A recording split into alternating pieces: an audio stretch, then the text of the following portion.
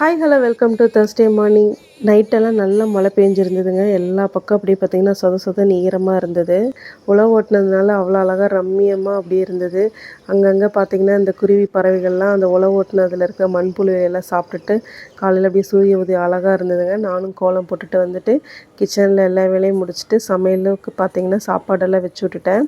இன்றைக்கி என்ன சமையல் பார்த்திங்கன்னா லெமன் ரைஸை காலையில் டிஃபனுக்கு பொண்ணுங்களுக்கு பண்ணிடலான்ட்டு கொஞ்சம் டயர்டாக இருந்ததுங்க. அதனால் 1 பாட் ரைஸ் மாதிரி லெமன் சாதம் பொண்ணுங்களுக்கு செஞ்சு கொடுத்துர்லாம் அப்படின்ட்டு லெமன் ரைஸுக்கு எல்லாம் பார்த்திங்கன்னா சிம்பிளாக லெமன் ரைஸ் பண்ணிட்டேன்.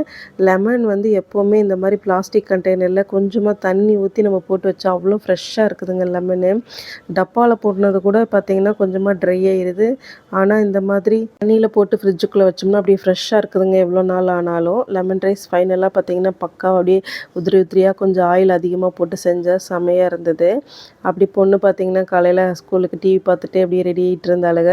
சின்னவ பார்த்திங்கன்னா ஏதோ ஒரு வில்லத்தனம் பண்ணிகிட்டு இருந்தா ட்ரெஸ்ஸிங் டேபிள் முன்னாடி. நானும் லஞ்செல்லாம் பொண்ணுகளுக்கெல்லாம் பேக் பண்ணிவிட்டு அவங்களும் ரெடி ஆகிட்டு கீழே போயிட்டாங்க. நான் குப்பை வண்டி இருந்ததுன்னு சொல்லிட்டு குப்பையெல்லாம் எடுத்து வைக்கிறக்கா கீழே வந்தாங்க. இந்த சாக்ஷிக்கு வர வர ரொம்ப டம்ப் ஆயிடுச்சுங்க. பேக்கு தூக்கவே முடியறதில்ல பிள்ளைக்கு.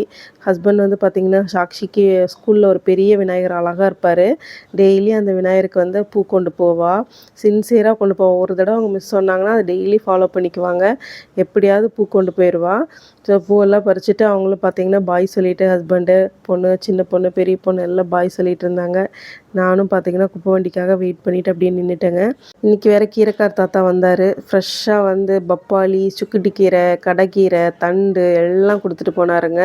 சூப்பராக ஃப்ரெஷ்ஷாக இருந்தது. சரி வாங்கி வச்சுட்டு அடுத்த நாள் வெள்ளிக்கிழமை சமைக்க முடியாது, சனிக்கிழமை புரட்டாசிங்கிறதுனாலும் சமைக்க முடியாது அப்படின்னு சொல்லி எடுத்து ஃப்ரிட்ஜில் எல்லாம் நீட்டாக க்ளீன் பண்ணி வைக்கலான்னு வச்சுட்டேங்க.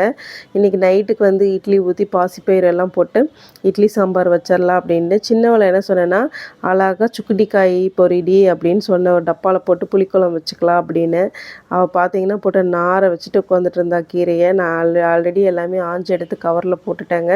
பாஸ்தா செய்கிறதுக்கு பார்த்திங்கன்னா அழகாக தண்ணியில் கொஞ்சமாக ஆயில் விட்டு பாஸ்தாவை எல்லாமே ரெடி பண்ணிட்டேன். இன்னொரு அடுப்பில் இட்லி சாம்பாருக்கு கூட்டி வச்சுட்டு அதுவும் விசில் வந்துருச்சு. இட்லி சாம்பாருக்கு ஒரு 4-5 விசில் விட்டோம்னா தான் அது நல்லாயிருக்கும். பருப்போட காய் நல்லா வெந்து. ஸோ பாஸ்தாவும் கூட பட்டாணி ஊற வச்சிருந்துமே ஆட் பண்ணேன். அது நல்லா வெந்துட்டுருக்கட்டும் அப்படின்னு சொல்லிட்டு கொஞ்சம் அஞ்சரை பெட்டி அடுத்த நாள் வெள்ளிக்கிழமை அஞ்சரை பெட்டியெல்லாம் ஃபில் பண்ணிடலாம் சொல்லிவிட்டு மாவு அம்மா தாங்க ஆட்டி கொடுத்துட்டாங்க பொள்ளாச்சி போகும்போது. நான் ஆட்டலான்னு ஊற போகிறேன். இல்லை நீ பொள்ளாச்சியில் நான் ஆட்டி வைக்கிறேன். நாங்கள் சரி ஓகே அப்படின்ட்டு பட்டாணி பாஸ்தா எல்லாமே நல்லா வெந்துருச்சு. கொஞ்சமாக பட்டர் சேர்த்து பிரிஞ்சலை, சோம்பு, பட்டை எல்லாமே ஆட் பண்ணி கொஞ்சம் கடுகு சேர்த்து வெங்காயம், மஞ்சத்தூள், காஷ்மீரி மிளகாத்தூள் எல்லாமே கொஞ்சம் இஞ்சி பூண்டு எல்லாமே ஆட் பண்ணி நல்லா ஃப்ரை பண்ணி வதக்கி விட்டணும் உப்பு சேர்த்து.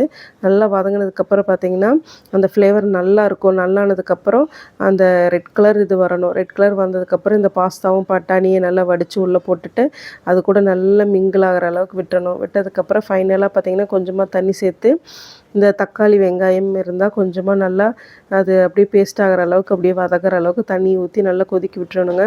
கொதிக்க விட்டதுக்கப்புறம் கொஞ்சம் சோயா சாஸு அப்புறம் தக்காளி சாஸ் இருக்கு இல்லையா, அதையும் கொஞ்சமாக ஊற்றி நல்லா அந்த தண்ணிக்குள்ளே கொதி விடணும்.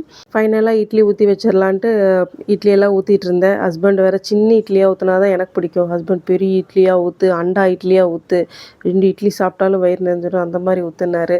பக்கத்தில் நின்றுட்டு ஓகே சரி அப்படின்னு சொல்லிட்டு எனக்கு குட்டி குட்டியான இட்லி க்யூட்டான இட்லி தாங்க பிடிக்கும். இவர் என்னென்னா அண்டாவாக இட்லி ஊற்றி சொல்கிறாருங்க. ஃபைனலாக இட்லி சாம்பார் நல்லா குளிருக்கு ரெடி ஆயிடுச்சு. நல்லா சோயா சாஸு தக்காளி சாஸ் போட்டு பாஸ்தா எல்லாம் ரெடி பண்ணிவிட்டு மேலே கொஞ்சம் பட்டரும் போட்டு விட்டேன். அப்படின்னு அந்த ஃப்ளேவர் நல்லா இருந்ததுங்க. கூட சாம்பார் பாஸ்தாலாம் வச்சு சாப்பிட்டாங்க எல்லோரும். தேங்க்யூ.